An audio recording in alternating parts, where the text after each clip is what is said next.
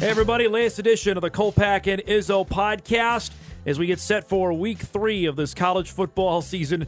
Bizarre times indeed. Along with Jeff Kolpack, I'm Dom Izzo. As we record this on this Thursday, I have about 6 bullet points I'd like to get to. They'll probably all be outdated, Kolpack, by tomorrow when people are starting to listen to this.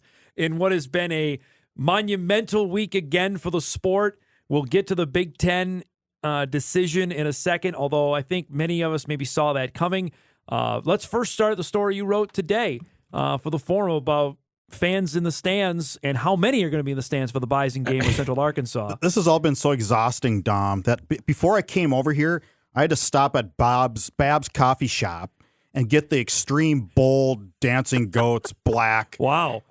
So let's give me 15 minutes and I'll be back. Energy is going to be ready to rock. Energy me up. But yeah, the story today, at least as of now, was in talking with the NDSU athletic director that there will be about 8,400 fans in the game. They originally slated 10,000, but when they sent out the questionnaire to season ticket holders, and there's 13,500 season tickets, that doesn't mean there's people. There's 3,300 season ticket holder accounts that comprise 13,500 tickets. And a total of 7,200 tickets were requested to watch the Central Arkansas game. That means almost half said no. Yeah, I guess I'm not surprised, but maybe I am because Kolpack, social media is the worst to judge on this. So you get plenty of quote unquote Twitter tough guys saying, "Oh, it doesn't matter, I'm going to go," and this would kind of spit in the face of that, saying there are plenty of people who are okay to sit and watch the game at home. Plenty of people needing the social distance factor and don't want to be around that many people in an indoor setting, which is fine. It's a personal choice, and that is your choice. And if you have any preconceived conditions, I certainly wouldn't recommend going to the game, and I'm sure that's the case for many. Especially in that season ticket holder base. You and I know quite a few of veteran those. fans. There are people that are elderly in age, especially over the age of 60, and this is specifically talking to them about not being in social situations with that many people. I can't blame them one bit on that. I mean, if my parents were still alive and they were season ticket holders, there's no way no way. Not that I'd have a choice. It'd be my call, but I would strongly recommend not going. Mom and Dad, you don't go. So you put out a funny tweet on this that you remember the days of, I want to say, the early 2000s, right? I remember that team that was 2-8, and if there were 5,000-6,000 people there, somewhere in that vicinity, you could literally hear the sideline, though. You could hear you could hear pin drop. I mean, it was so quiet in there, and that was before fans really got into it. That was before fans wore Bison gear to games. They dress up like they were going off their dinner half the time. So this is the time, this is before I was here, obviously, where people were upset that Craig Bowl had to tell people it was okay to stand. Yes, Craig Bowl he actually had to tell people it's okay to cheer. Cheer? Well, I want to go, I'm looking right now at attendance-wise, Kolpack, because one of the first games I remember covering with you full-time was 2010. Southern Illinois came. It was the Deer opener. I'm looking right now because that was a lowly attended game. And then the Bison were making their run for the playoffs that year. And I remember we did our post game, and we remarked, the attendance that day was 12,834. That was announced. There was no way there were 12,000. It was probably 10,000 that were there, and it seemed empty. And I remember saying to you, the Bison are contending for a playoff spot. They won 3 games the year before. Where is everybody? And that's the last I can remember prior to maybe this past playoff run where noticeably there were people not in the stands for the first 2 games, where I can remember it being that few of people in the dome. And the point of my tweet was, if a fan feels the need to go to the game and needs some space to get away from people, there's going to be space. There'll be space. Yeah. There will be space.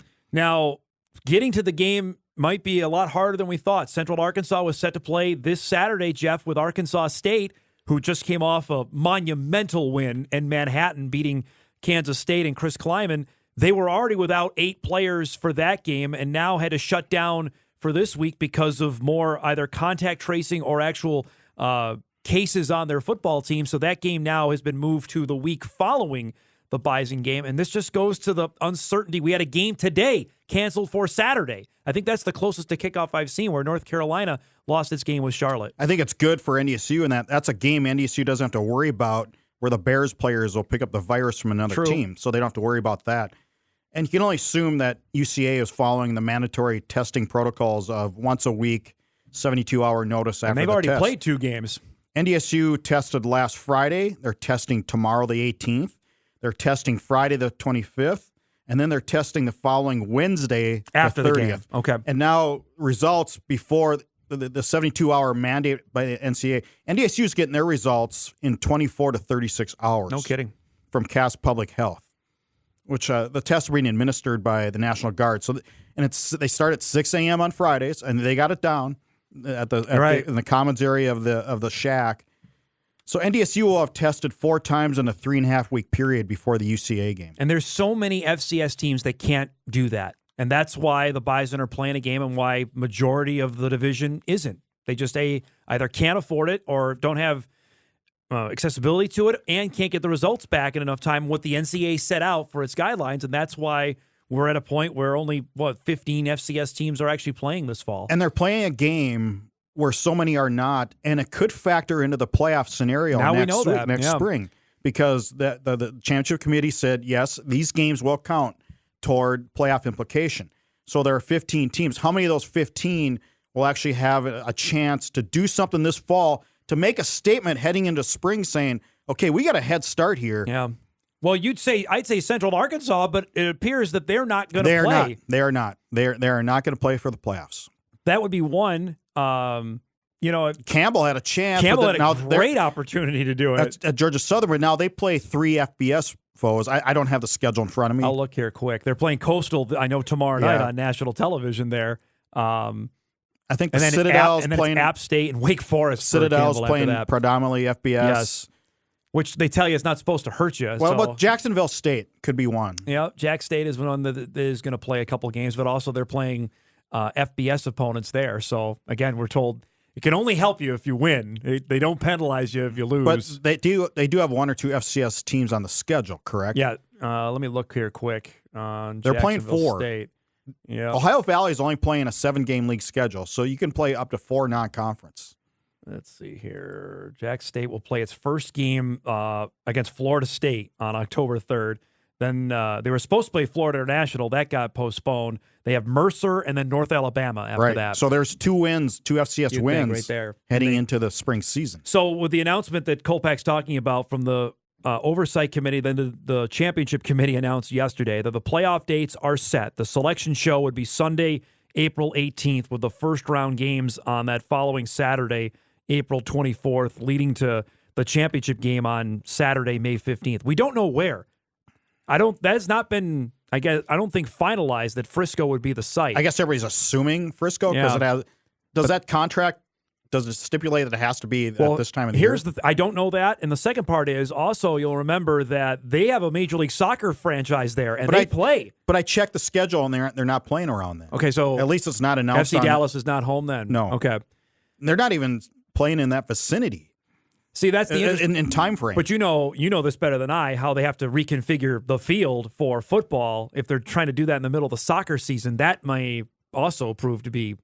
Is it the middle of soccer season? Yeah, MLS goes from March to basically October. Okay, then their completed schedule is not on their website then. So you're right, because their 2021 season I don't think has even been contemplated yet, because they're still trying to finish 2020 right now. But that's another possible hurdle. And if they don't want to travel either, you know what I mean? If they want to, I don't know if bubble is the right word, but I don't know. You mean bubble for the playoffs? Maybe. I don't know how you do that. If you do online school. Could. But so that was announced on that front. To that point. Name one. Is there a facility that has two or three football, a town or a city that has 2 or 3 football venues within a similar area? Maybe there could be, or you just play them all. You play say there's home site. Could you do that? Well, your first round would have 8 games, right. So you could do that over 2 days at one site. Well, that's a long day. Then your semifinals are 4 You'd games. have quarterfinals. Or Quarterfinals. You could do that over 2 days, 2 in each. I don't know. That the spring to me is still kind of, it's out there, Kolpack. I'm not sure. It's like a mirage almost to me. And this is a story you and I are both working on. I know you talked with Matt Larson about this.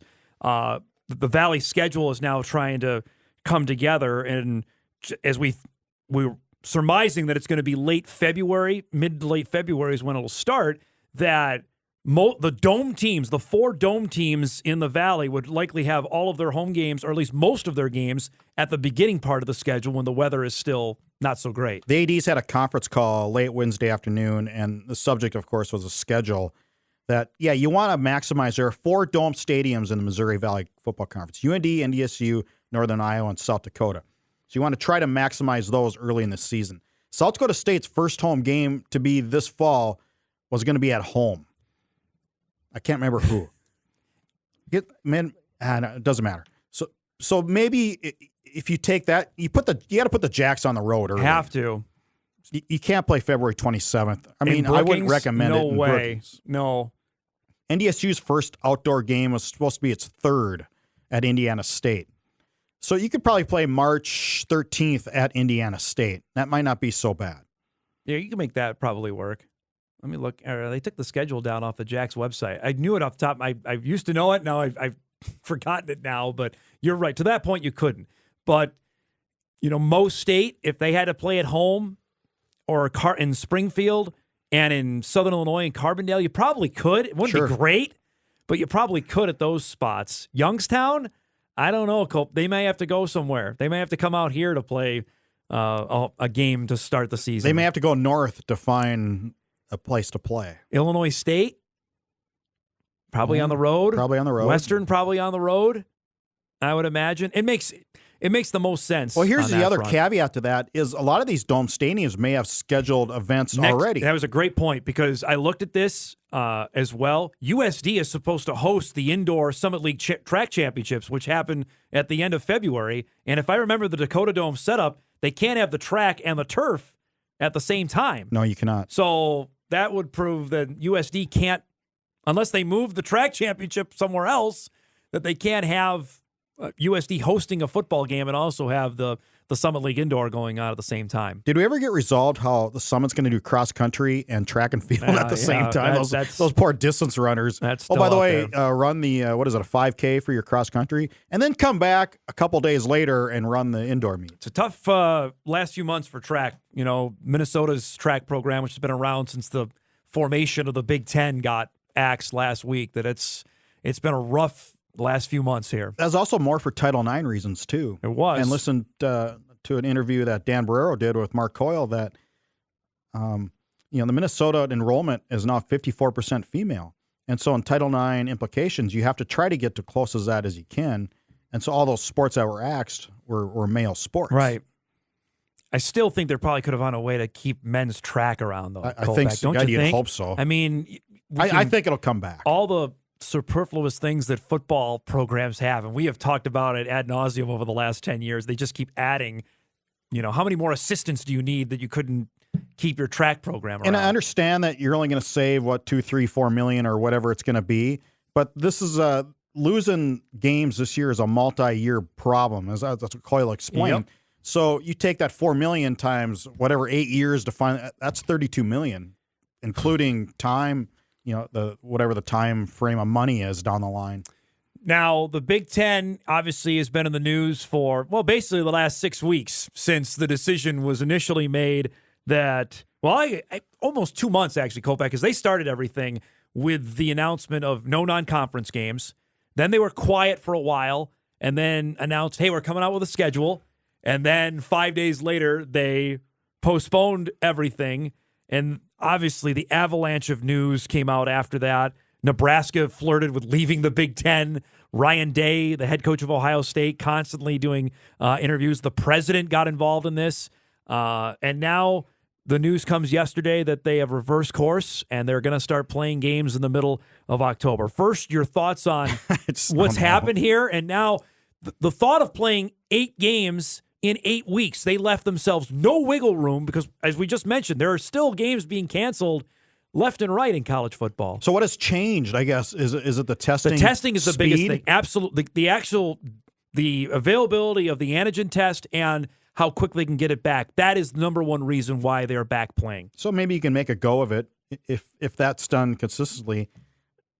There's a money angle to it. Oh, there's a huge angle to it. There's a for Ohio State a chance to play for the national championship angle to it, no doubt. There's parents of players who they think their kids are NFL prospects. There's got to be that part of that. There's got to be a whole double handfuls of reasons that the pressure just kept mounting. Now, what's the Pac-12 going to do? What's the MAC going to do? Are we going to have MACtion? Well, that's interesting because the commissioner of the MAC said yesterday, as we record this on Thursday, he said Wednesday that we are not playing. And now it comes out today. That doesn't look good. That looks terrible for the league as the only FBS league not to play now. Well, now it's flipped that it seems like things are moving in the direction the MAC so what may changed? play. I don't know because the Mountain West is also moving in that direction as well, back to playing. And the California and Oregon governors both signed off on giving the okay for the Pac-12 to play. Now they're waiting on their local boards of health to sign off on that, and we could have every FBS league back playing by Halloween, which sounds outrageous to think of this. This is a complete flip-flop of where we were even 3 weeks ago. It's kind of like Big E selecting games, the big flop, the flip. It's remarkable to me. I'm you know what? I like watching Big Ten football. I'm excited to see it back, but also it takes away any of the thought, not that anybody I think had this preconceived notion that it's all about money on this. They knew exactly how much they were losing, that if they can get something back and there's a way to get on the field, that they were going to take it. I don't know. Do you think the reality of the money loss started to hit the departments here? Absolutely. It's one thing to talk about it, but when you're now you're laying people off, right. You're furloughing people. 2 Big Ten programs, Minnesota and Iowa, have cut teams. I think that alone probably woke up everybody. But here's the thing, to playing 8 games in 8 weeks, New Jersey, Maryland, they're in way different spots with the virus than Illinois, Minnesota, and Iowa are. I don't think anybody's going to play all 8. I really don't. I think maybe 1. I don't think everybody's going to play all 8 games. Is it the WDAY that played 2 games, taking 2 weeks off, play 2 games? 1 week off. Yep. Now, like Bismarck Century has taken 3 weeks off because they played 2 games. We're supposed to play this week. Can't because Williston has an outbreak. So now they have 3 weeks off before they play a football game. And that's where we're at. And I think that you're going to see that in major college football as well. It's gonna happen on this front too. It's just really interesting to follow. But Big Ten is back. You might get your MACtion back. I know you're excited. Oh, God. Well, you'll never. I mean, even if they play in front of no fans, what's the difference? Because they never played in fans anyway. That was the easy. It'll be joke like there. old times. By the way, just like old times, Dom. We pick on. Be texting at halftime. Toledo offense sucks. So we mentioned the Fun Belt, what they did. We picked on Coastal last week, and late night football Saturday night. God, they ran all good. Over Les They look Miles. pretty good. Yes, they look pretty good. Coastal Carolina is interesting. If it's a beautiful school, expensive school, but if you're full ride, what the heck? Yeah, yes. You know what? There's potential there. They had great talent at the FCS level. I like Jamie Chadwell. I had him on my show earlier this week. I think he proved he can coach with almost no resources at Charleston Southern. If he's given something, which we know Moglia invested in Coastal Carolina, that team can be, I think, a Sun Belt perennial contender in that league. I really believe that. What else? You have a show? I do. I have a show every day. How about that? We got microphones and everything on that. What did he say? I missed it. I know. You are on each Monday there, buddy boy. The Sun Belt goes 3-0, by the way. Lafayette beats awesome. Iowa State, and Arkansas State big. goes and wins in Manhattan. That's a huge week for the league, despite whatever's happening in college football. And that's a tough loss for Chris Kleiman to start 2020 with a loss there. They got Oklahoma coming in a week from now. K-State had guys out, but Arkansas State had guys out. They did. And now they can't even play this week. A couple other topics I want to hit on here before we wrap. Along with the decision yesterday made by the Division I committee on the playoffs. They also announced a start date for college basketball, which will be November the 25th. I find it interesting how basketball has everything streamlined with decisions, while football is all over the place, that no one can decide So one anything. body decides basketball. Right. How about Division that? I council. Yeah, but they're But organized. football has the oversight committee. 19 different ones. Plus, the NCAA doesn't even run the big boy division. That's run by the college football playoff, so they have no say in that. That's why it's just interesting how two sports can be so completely different in how they're governed. It's too bad for NDSU losing the UCLA game, we believe, right? Yeah, that's they not will. going to happen. Yep. That's not, because the Pac-12's not playing any sport, at least as of now, they're not playing any sports until January 1.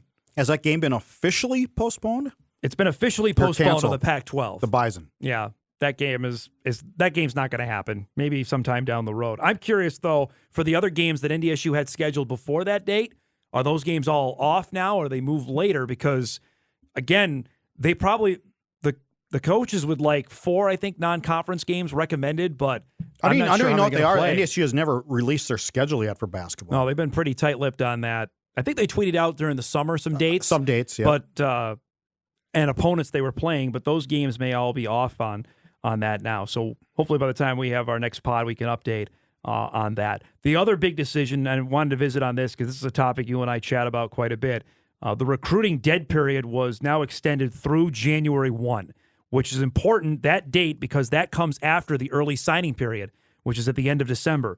So that means, Kolpack, for the rest of the year, the kids that are going to commit wherever, if it's Fargo, Grand Forks, Brookings, Minneapolis, they will have not set foot on campus before they commit. So I would bet in the next 2 weeks you're going to see a rash of commitments. I think the dominoes are going to start to fall. A lot of kids are waiting to get on campus. Get on campus. Well, you could still go. You just can't be officially. It's not an official visit, right? Can't be officially escorted around by members of the staff. So I would bet, and this will be the age. This is going to be the year of the virtual signing.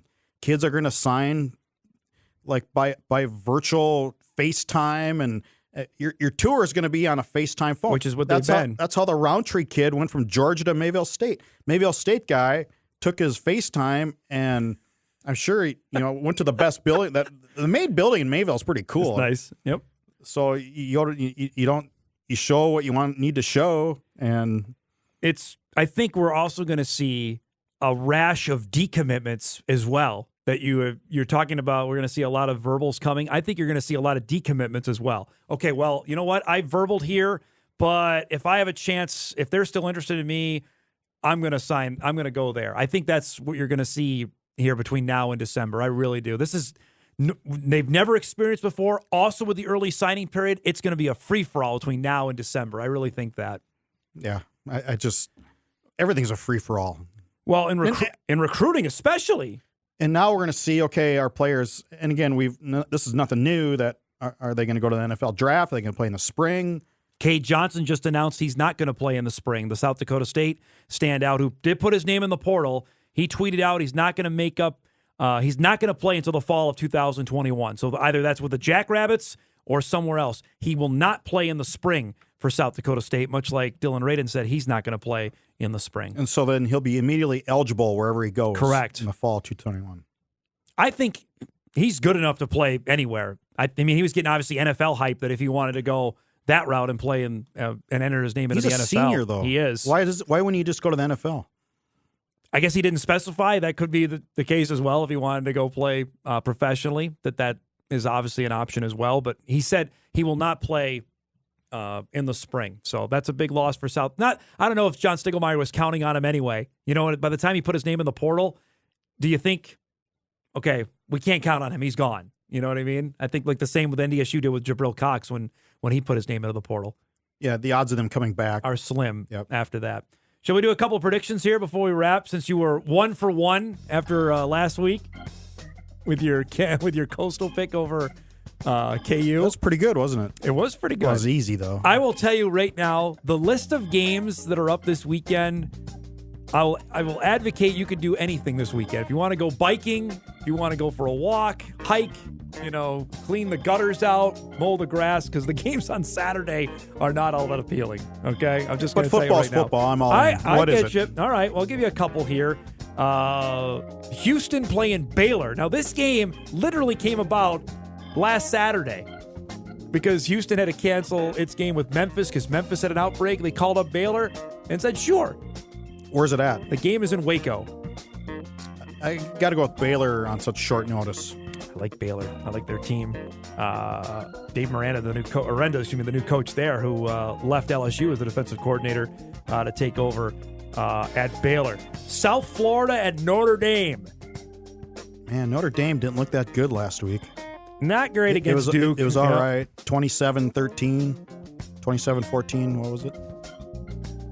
But South Florida on the road at Notre Dame, got to go with Notre Dame. Yeah, I like the Fighting Irish there at home. The one ranked matchup, it will be on WDAY on Saturday night. Miami at Louisville. Good ACC game here. I think is the U back. They go on the road and knock off Louisville. I don't think so. But I haven't really. It's so hard to get involved with these teams because you really don't know who's playing and who's not, and who's playing on said teams. If some of them, you don't look at the rankings and you see who's up, who's down on the rankings, and then pay attention. So it takes extra credit studying, which I have not done on the FBS. So I'm going with the Cardinal. I'll take Louisville as well. Here's an FCS upset potentially for you. 8 o'clock on Saturday night. Abilene Christian playing UTEP, Texas El Paso, who's already played twice games. I like Abilene Christian in this game. I'm going to take UTEP. I think Abilene's still in the beginning stages of their FCS transition. I think they're going to be good in that league. You watch. That's the one, we talked about but Incarnate Word. They were okay in Division II, though. They were never great in Division II. What you're saying is they're going to take the South Dakota State route where always average in Division II, but then Division I. I do. I think they're going to be really good in this level. We talked in that league, Houston Baptist who moved up, Incarnate Word who moved up. I got my eyes on Abilene Christian. I think they might be the next thing. Okay, this is where you're taking Abilene? I'll take them. This is where I take the lead. On Saturday night against UTEP. That'll wrap it up for the latest edition of the Kolpack and Izzo podcast. If you missed any previous episodes, you can download them at Apple iTunes or also listen to them at inforum.com. We'll be back next week as we get closer to the Bison and Central Arkansas. Thanks, everybody, for listening. We'll see you next time.